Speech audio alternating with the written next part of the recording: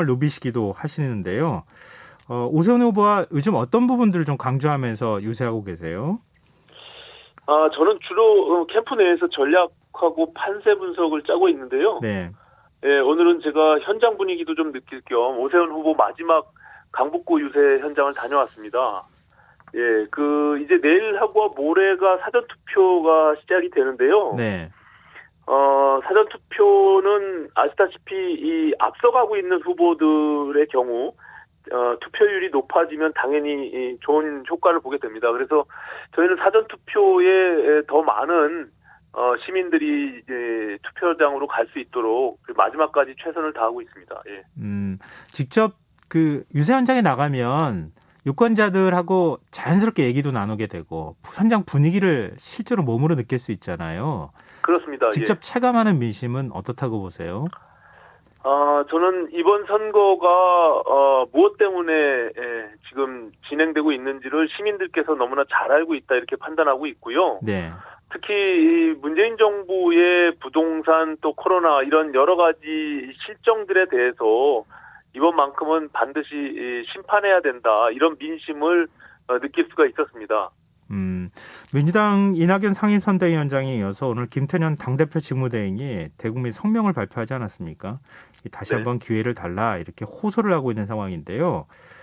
민주당의 사과와 대책, 이 민심에 어떤 영향을 미칠 거라고 평가하십니까?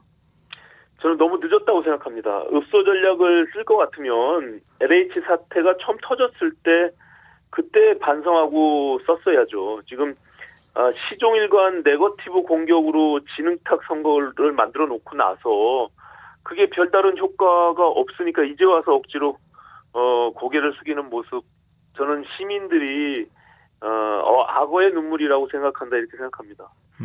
민주당의 사과가 진정성이 있으려면요. 네. 최근에 김상조, 박주민 의원과 같은 이런 일들이 벌어졌잖아요. 네. 저는 당장 징계하고 당적 정리라도 시키는 모습을 보여야 한다.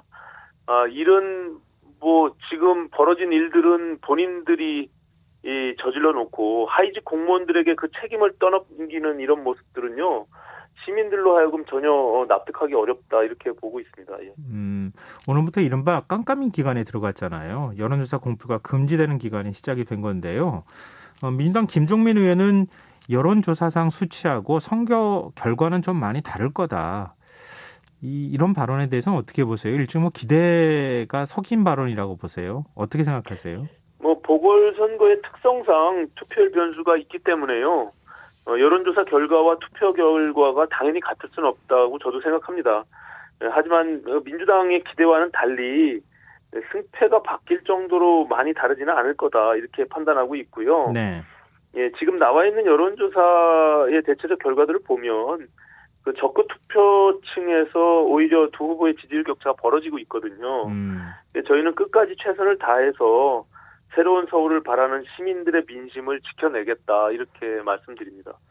근데 과거에는 사전투표율이 높으면 민주당에 유리하다는 얘기를 하곤 했잖아요. 근데 이번에는 국민의힘 쪽에서 적극적으로 사전투표율을 높이는 전략을 취하고 계세요. 근데 이거는 어떤 부분이 달라졌기 때문에 그런 겁니까? 그 사전투표 제도 자체가 특정 정당에 유리하고 불리하고 그런 문제는 아니라고 생각합니다. 예, 결국 각 당의 지지층들이 얼마나 투표장에 나가느냐 이게 관건인데요. 네.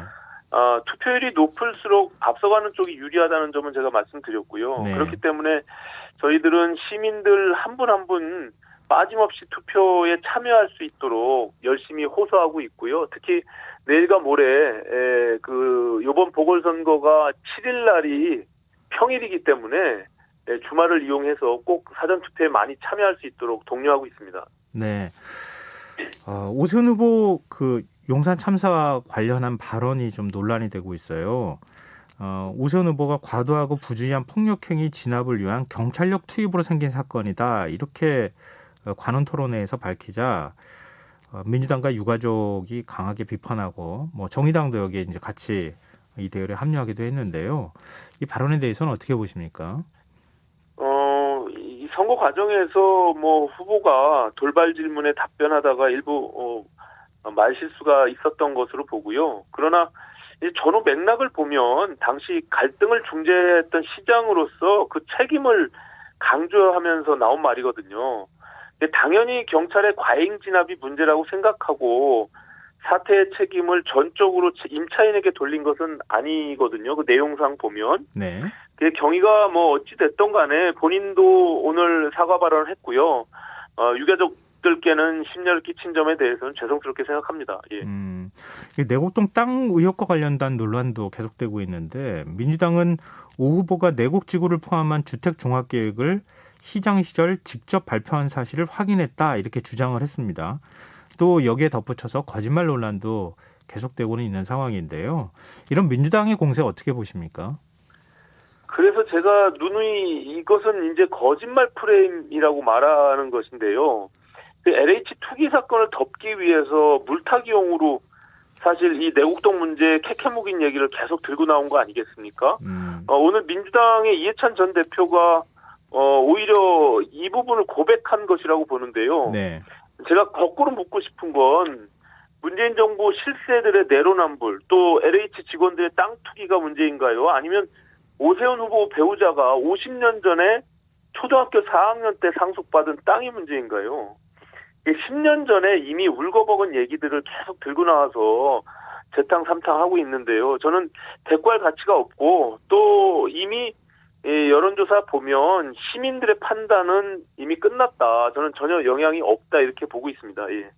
근데 지금 오세훈 후보가 해명을 내놓으면 또 해명이 또 다른 이제 반론에 부딪히거나 이런 일들이 계속 반복되는 뭐 현상이 나타나고 있는데요.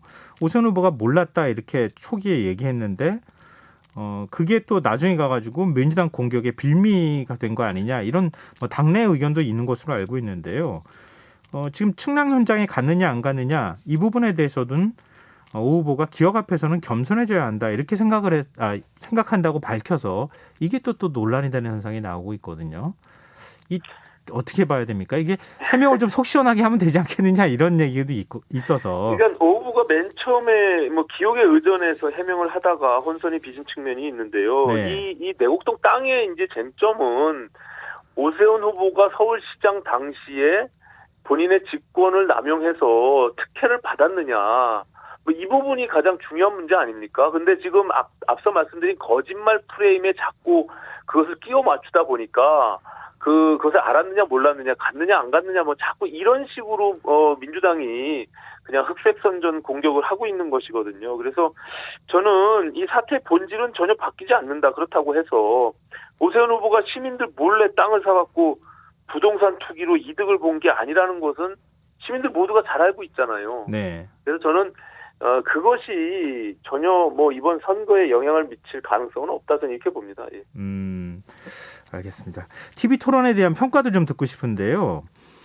각 당의 평가는 좀 극과 극으로 엇갈리는 것 같아요. 그리고 뭐 박영선 후보는 뭐 이른바 이제 오묘한 미소를 짓고 있는 걸 보니 측량 현장에 간 거 아니냐 뭐 이런 얘기까지 사실 했는데요. TV 토론 두 차례 지금 진행이 됐는데 TV 토론이 어떤 판세에 영향을 미칠 정도였다고 보세요? 아니 저는 이제 저도 선거를 참 많이 치러봤는데 이제는 하다 관심법까지 등장을 하고 있는데요. 네. 어떤 표정이 오묘한 미소인지 한번 제시해봤으면 좋겠습니다. 조금 안타까운 게 저도 뭐 국회에서 박영선 후보와 의정활동을 해본 경험이 있는데 참 장점이 많은 분입니다. 그래서 네거티브 선거에 매몰되면서 오히려 그 장점이 부각되지 못하는 측면이 있어요. 그래서 어찌 보면 꼭 2007년도 대선 때 정동영 후보 같은 인상을 주고 있거든요. 네, 정동영 후보요? 네, 당시에 그 이명박 후보와 너무 격차가 벌어지다 보니까 네네. 일관되게 그 네거티브 공격만을 일관되게 해왔던 그런 모습이 저는 좀 안타깝게 느껴지고요. 네. 오세훈 후보의 얘기는 이제 그만하고 박영선 후보 본인 얘기를 해야 된다. 선거는 자기가 무엇을 할 것인지 그리고 서울시를 어떻게 변화시킬 건지 서울의 비전과 정책은 무엇인지를 시민들께 내놓고 거기에 판단을 받는 것이지 이게 상대 후보 얘기만 계속 지속적으로 하다 보면 결과적으로 자기 발목 잡는 일이다. 그래서 전혀 지금 여론조사의 추이를 보면 네. 전혀 그것이 반영되고 있지 못하잖아요. 그러면 네. 이제 전략을 바꿀 때도 됐다. 마지막 남은 일주일 동안 저는 제가 알고 있는 박영선 후보에게 충고를 드리자면 이제는 본인의 얘기를 하는 것이 마땅하다 이렇게 생각합니다. 예. 근데 TV 토론 한 번 더 하자 뭐 말자 이런 얘기가 오고 갔던 것 같긴 한데 뭐 네네. 더 하거나 그런 건 아니죠? 뭐 상세한 뭐 캠프 간에 뭐 이야기가 주고가는 것은 아니고요. 예. 후보들 입장에서 아마 토론을 뭐 더 추가적으로 하자 말자 뭐 이런 이야기를 공개적으로 하는 것은 제가 전해 들었습니다. 예. 서로 후보 간에 그냥 얘기하는 거일 뿐이다. 캠프 간에 구체적인 협의가 진행되는 것은 아니다. 이렇게 해도 되는 거죠? 그러니까 이제 법적성 토론은 아마 이제 그 종료된 것으로 알고 있고요. 예. 기본적으로 이제 방송사에서 하는 토론들이 있겠죠. 근데 그런 부분들은 그것이 의무적으로 해야 되는 것이 아니라 캠프 간의 입장들이나 일정들이 있으니까 네. 그럼 방송국과 이제 조율해야 될 문제가 남아 있는 것이다 이렇게 보고 있습니다. 네. 이제 공약에 대한 얘기도 좀 여쭙고 싶은데요. 네. 오세훈 후보는 1가구 1주택이고 소득이 없는 경우에 재산세를 면제하는 방안을 추진하겠다. 이렇게 지금 밝혔습니다.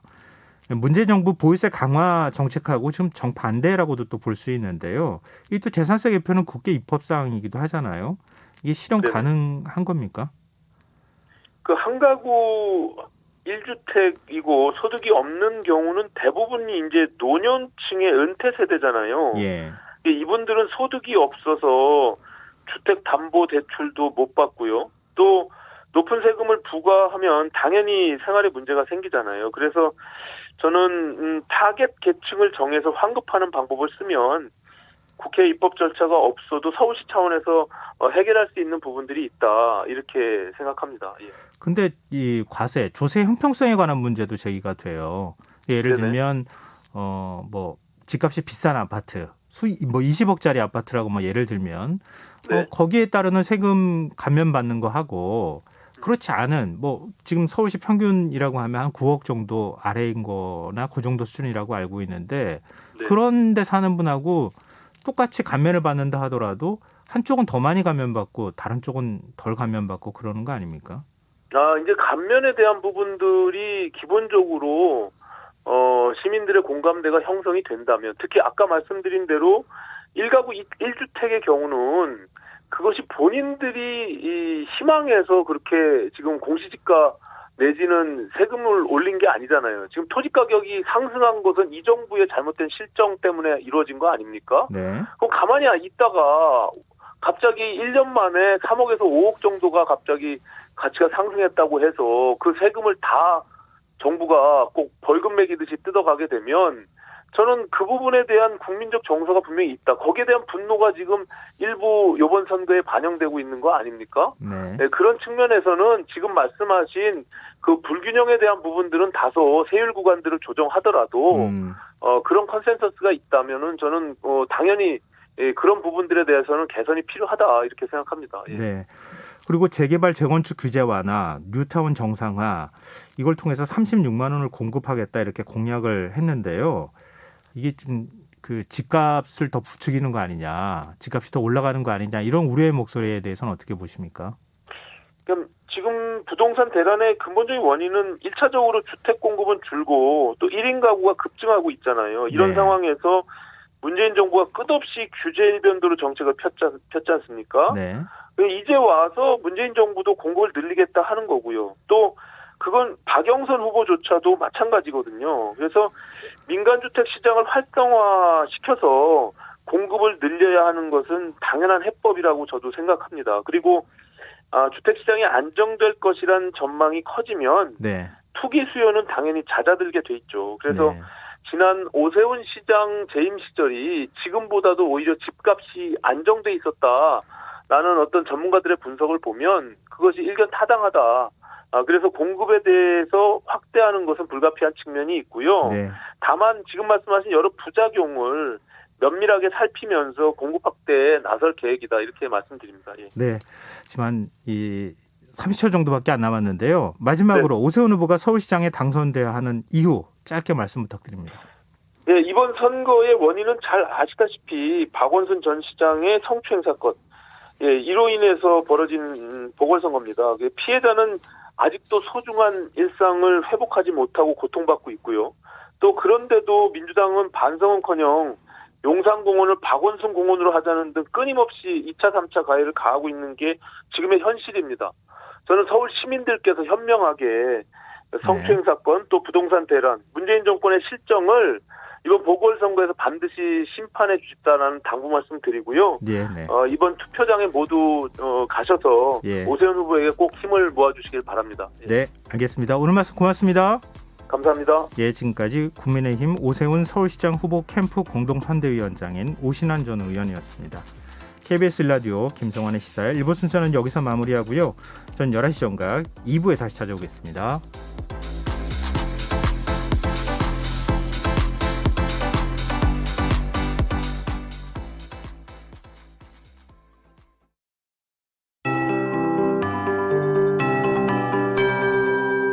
KBS 58분 날씨. 내일까지는 건조한 날씨가 이어지겠지만